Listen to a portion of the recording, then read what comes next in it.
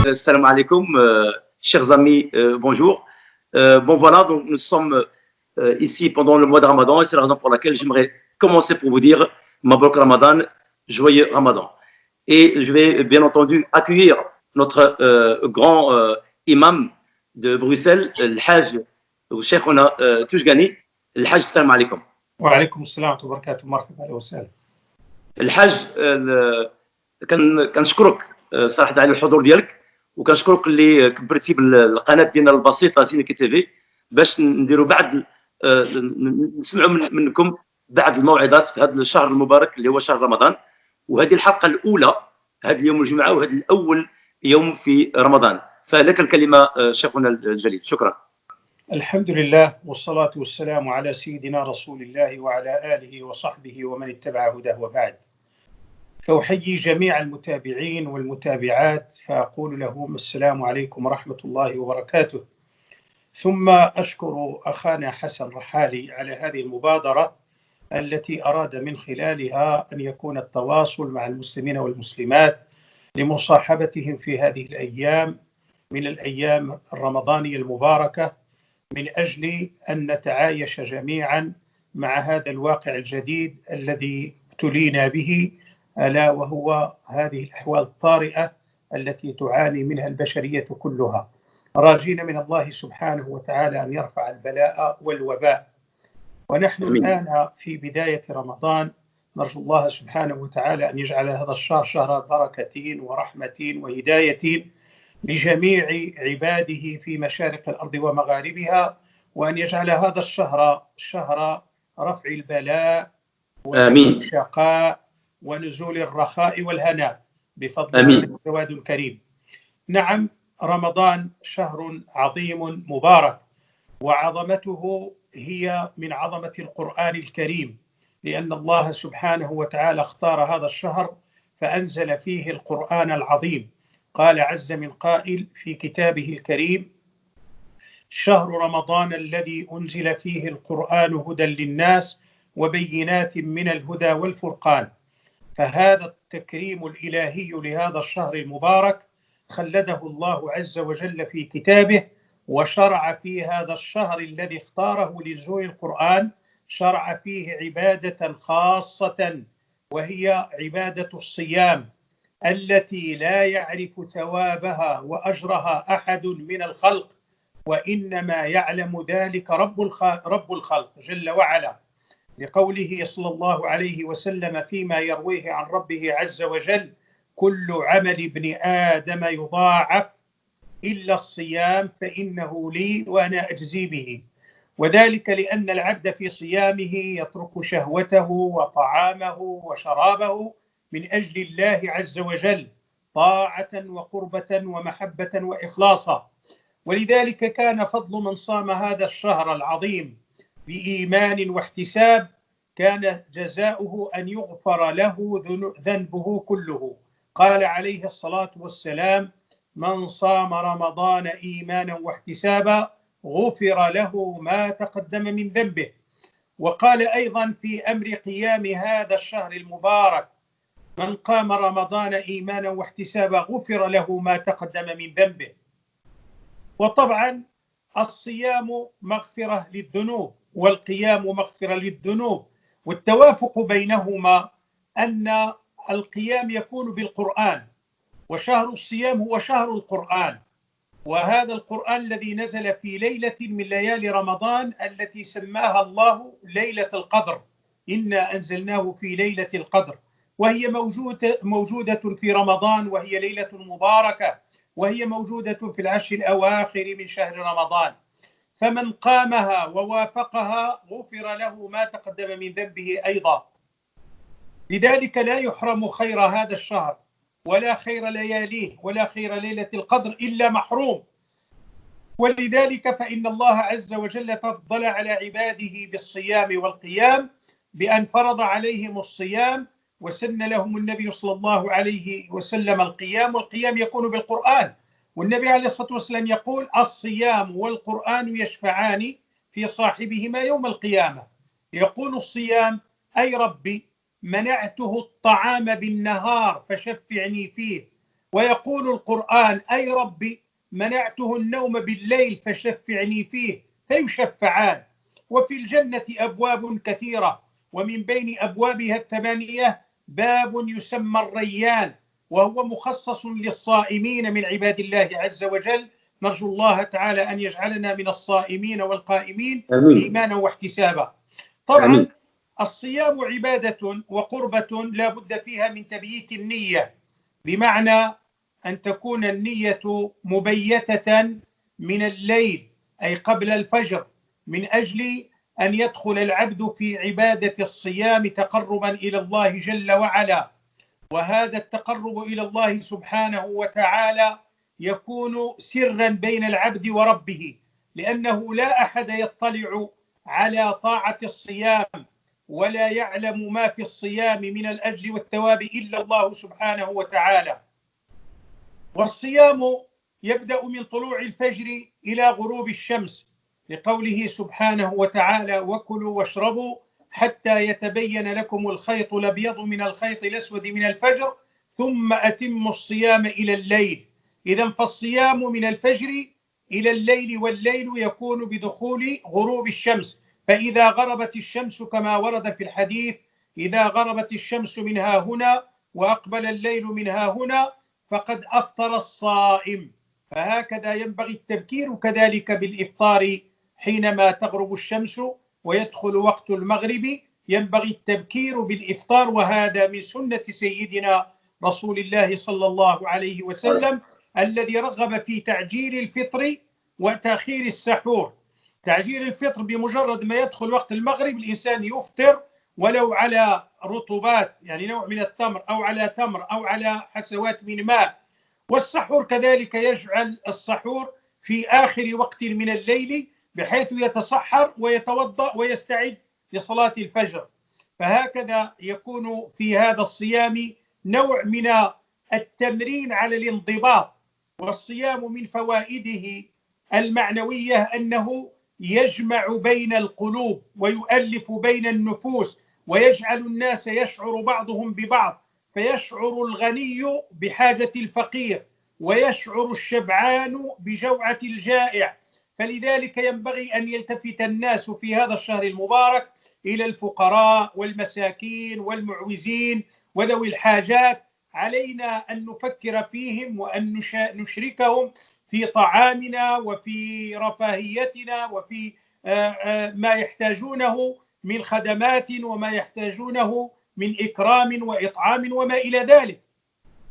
وعلما بأن العبد المؤمن الصائم إذا أراد أن يصوم أكثر من رمضان، رمضان شهر واحد، إما 29 ولا 30 يوما فقط، ما في أكثر، لكن من أراد أن يصوم مثلا رمضان يصوم رمضانين، ينال أجر كأنه صام رمضانين أو أكثر. لماذا ينال ذلك؟ بأن يفطر الصائم. من فطر صائما كان له مثل أجره. فالإنسان إذا فطر صائما أو صائمين أو 3 من الناس أو أكثر ففطرهم في المغرب، فكل واحد ممن أفطر عنده يكون قد نال هذا الذي فطره مثل أجر الصائم. تصور أن الإنسان في كل أيام رمضان مثلا يفطر 10 ديال الناس، كأنه صام 11 ديال رمضانات، رمضان ديالو و10 رمضانات ديال ديك الناس اللي فطرهم. أي ما معنى صومهم؟ يعني نال أجر صيامهم من غير أن ينقص من أجر الصيام. ولذلك هذا الدين فيه خير عظيم. وهذا ربنا سبحانه يقول: من جاء بالحسنة فله 10 أمثالها. من جاء بالحسنة فله 10 أمثالها إلى 700 ضعف، إلى أضعاف كثيرة. ولذلك ربنا سبحانه وتعالى حينما شرع لنا عبادة الصيام جعلها مرتبطة بالشعور الإيماني، بالشعور القلبي الذي يربط العبد بربه ويربط العبد بخالقه، ويجعل هذا العبد يشعر بحاجات الآخرين ويشعر بآلام الآخرين.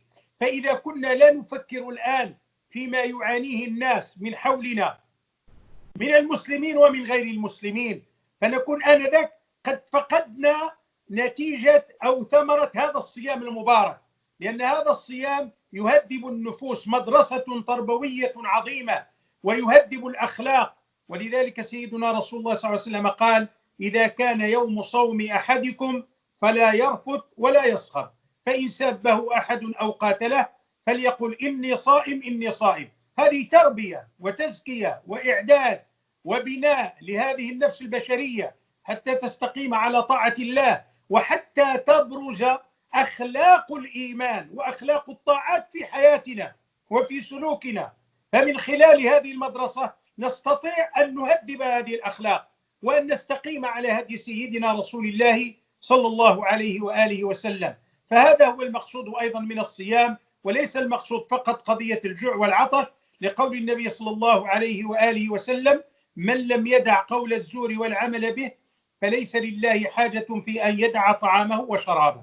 لذلك لا بد من أن نزكي أنفسنا وأن نستقيم على هدي نبينا صلى الله عليه وآله وسلم، راجيا من الله تعالى أن يبارك لإخواننا في هذا الشهر المبارك، وأن يبارك للأمة الإسلامية والبشرية، وأن يجعله شهر خير وفتح ونصر وألفة، وأن يجعله كذلك شهر شفاء للمرضى ورحمة للموتى ورفع لهذا البلاء، إن ربنا سميع مجيب. آمين. حياك الحاج شيخنا الجليل سي محمد توجاني، بارك الله فيك على هذه الكلمات. غنحاول عندي واحد التلخص بالفرنسيه ان شاء الله من هذا الكلام اللي قلتي. ف الحاج a commencé bien sûr par Bismillah ar-Rahman ar-Rahim, Dieu miséricordieux, et effectivement il a précisé que le mois du Ramadan est le mois du Coran, le mois du livre saint, le Coran. Et c'est bien sûr aussi un mois assez spécial qui est focalisé sur le Coran et sur la spiritualité. Et le Hajj a aussi précisé que le Ramadan, ou le bienfait, ou les hasanat, ou les bons points du Ramadan, il n'y a que Allah qui sait ce qu'il va donner. Nous savons effectivement que un bon point est égal à 10 points, mais le Ramadan, lui, la récompense de celui-ci, c'est Allah qui va s'en charger, et cette récompense sera, Inch'Allah, grandiose. Aussi, le Hajj a précisé, que pour celui qui a vécu son Ramadan dans la piété, la taqwa, il est certain que tous ces péchés passés seront bien sûr, je dirais, tout à fait effacés, Inch'Allah. Alors, ça c'était par rapport à le résumé par rapport à le Shahr Ramadan, qui est effectivement, il l'a précisé assez souvent dans ces 15 minutes où il nous a donné, je dirais, ces éléments. C'est que le mois de Ramadan, c'est le mois du Coran. Alors, le mois de Ramadan, le mois du Coran, c'est-à-dire le lire et faire ce qui est dans ce livre-là, c'est-à-dire que le mois de Ramadan est un mois d'exercice pour que nous puissions nous s'éduquer ou bien auto-s'éduquer, ne pas dire des choses qui vont blesser, ne pas faire des choses qui vont blesser. Et surtout, il a précisé que le mois du Ramadan est un mois de générosité, de partage, de penser à ceux qui n'ont pas. Et c'est ça réellement le but. Car finalement, le mois de Ramadan ne se résume pas seulement à ne pas manger, il se résume surtout à penser aux autres. C'est ça l'essentiel, je dirais, de ce mois. Et puis, par rapport à la récompense, il a aussi parlé de la porte, d'une des portes du paradis. C'est Bab al-Rayyan. Le Hajj, c'est ça, hein? Qui est la tmina ديال البيبان. تمنية ديال البيبان. donc il y a 8. الجنة لها 8 أبواب والنار لها 7 أبواب. أيوة. الله تعالى يفتح لنا أبواب الجنان، وبالمناسبة في رمضان تفتح أبواب الجنان وتغلق أبواب النيران. Masha'Allah. Donc, très important. Donc, il y a une de ces 8 portes qui s'appelle Rayyan. Et c'est une porte par laquelle vont entrer que les sa'imin, les jeûneurs qui ont bien jeûné. Et le Hajj vient de me préciser que toutes les portes de l'enfer se ferment pendant le mois de Ramadan. يعني الأبواب ديال النيران الحمد لله كيتسدوا في شهر رمضان كما قال الحاج. وبالنسبة لرمضان والصيام ça commence à partir de, je dirais, du lever du soleil vers le coucher du soleil. Et entre les deux, nous pouvons bien sûr manger. Donc voilà, donc ici, ah oui, effectivement, il a aussi, pour conclure, dit que pour avoir le double de la récompense du mois de Ramadan, ben, c'est tout simplement de donner de l'iftar à une autre personne sans que, je dirais, la récompense de l'autre ne puisse diminuer. Vous pouvez à ce moment-là doubler votre récompense du mois du Ramadan. Et donc, pour terminer, donc, il l'a rappelé, c'est que le mois de Ramadan est un mois d'éducation, un mois de respect, un mois de partage, un mois de générosité.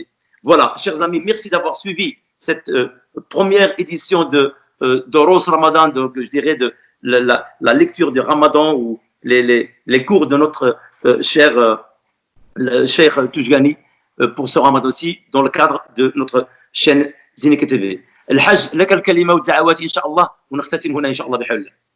نرجو الله تعالى أن يرفع هذا البلاء والوباء عن عباده في مشارق الأرض ومغاربها، وأن يعجل بالشفاء شفاء المرضى، وأن يرحم الموتى، وأن يجمع الشمل على محبته وطاعته، وأن يوفقنا لما فيه مرضاته، وأن يجعلنا ممن يصوم هذا الشهر المبارك خير الصيام، وممن يقومونه خير قيام، وأن يجعله مغفرة لذنوبنا وصلاحا لأحوالنا واستقامة على طاعة ربنا. ونرجو الله تعالى أن يبارك في عباده المؤمنين في مشارق الأرض ومغاربها، وأن يصلح أولادنا وذريتنا، وأن يوفقنا لما فيه رضاه. ونرجو الله تعالى أن يثبتنا على الإيمان حتى نلقاه وهو راض عنا.